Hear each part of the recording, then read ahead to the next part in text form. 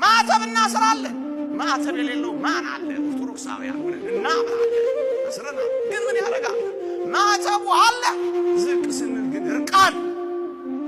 ልብሱ አጭር ነው፣ ገላም ያሳይ ነው። ይቅርታ ለቋንቋ እምብርት የሚከፍት መስቀሉ ከዚህ ጋር ይሄዳል። መስቀሉ ከጨዋነት ጋር፣ መስቀሉ በአገባብ ከመልበስ ጋር፣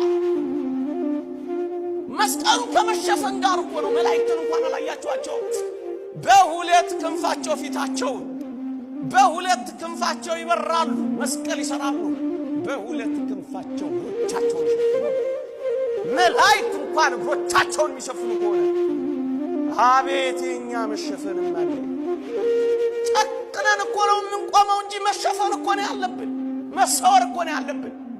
እግዚአብሔርን የበለጠ የቀረቡ የሚሄዱ ሰዎች